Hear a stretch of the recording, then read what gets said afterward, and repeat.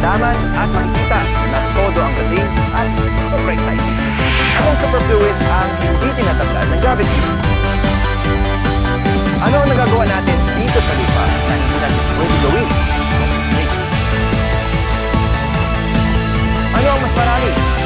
Putin ng buhangin o mga bukod?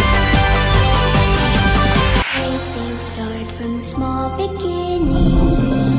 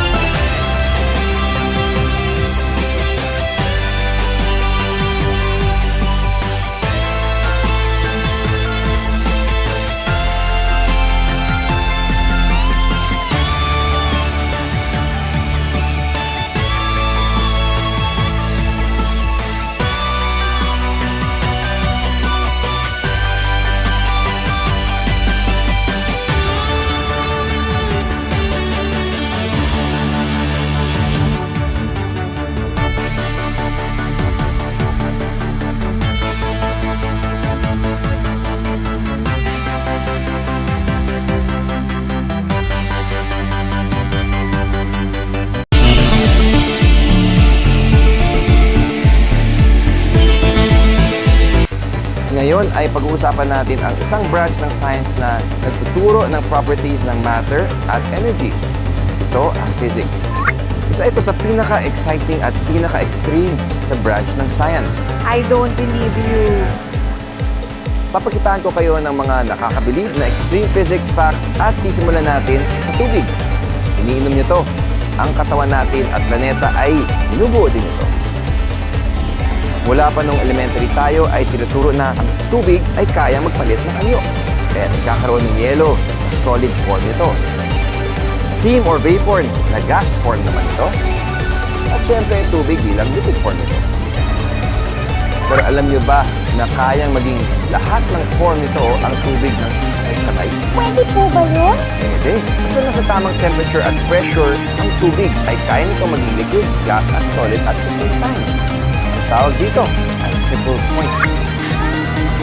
Ayon sa mga researchers, nangyayari ito kapag ang tubig ay nasa above freezing point na 0.01 degrees Celsius at pressure na 661.73 Pascal.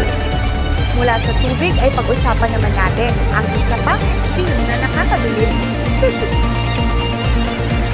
Ito ang hangin na nagpapalipad sa mga lobo, ang helium. Pero alam niyo ba na may particular na temperature ang helium ay kayang kumontra sa gravity?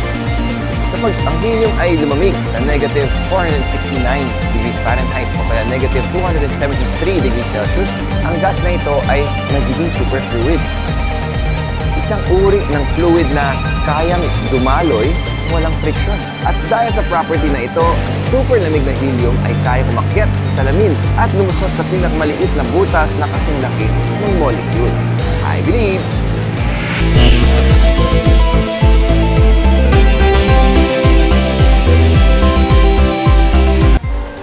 Isa mo ng trivia. Pag tumingin ka sa langit sa umaga, ano ang makikita mo? Alam ko po. Araw! Tama, yan ang primary source ng init at ilaw sa mundo at sa lahat ng mga planeta sa solar system. Ganun po kalakas ang araw? Halimbawa niyan ay itong solar flares na kayang maglabas ng energy sa ibabaw ng araw. Ayon sa mga scientists at NASA, ang energy na nilalabas nito halos aabot sa milyong 100 megaton atomic bombs na sumabog ng sabay-sabay. Mabuti na lang ay may ozone layer ang Earth, kaya meron tayong shield laban sa harmful radiation ng solar flares. Dahil usapang outer space na tayo, sagutin na natin ang QOT. Pwede bang dumighay sa outer space? Alam niyo bang hindi ka pwedeng dumighay sa space? Dito sa Earth, ang gravity ay pinapanatili ang solid at liquid na nilunok natin sa loob ng tiyan at tanging gas lang ang sumisingaw. At ang gas na yun ang binibighay natin. At dahil walang gravity sa space, impossible na dumighay doon. Kapag pinilit mong dumighay, baka iba ang lumabas. Do you believe? I believe!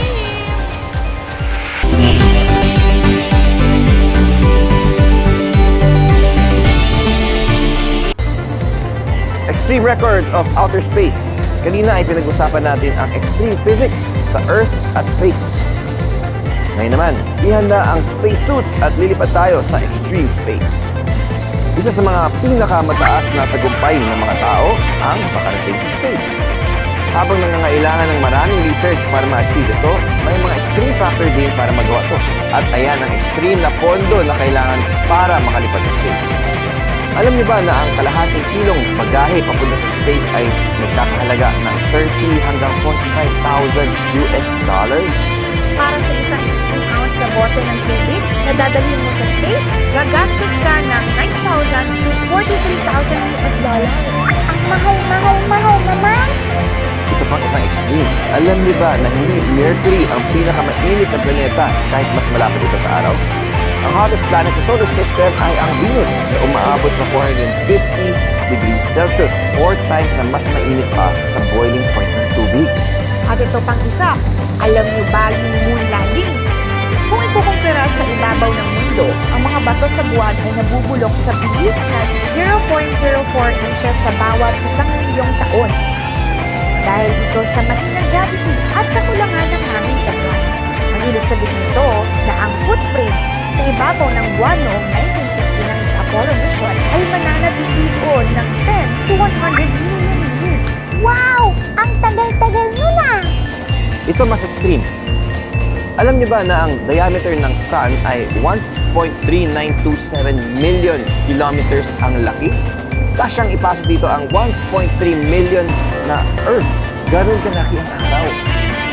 Ang laki! I believe!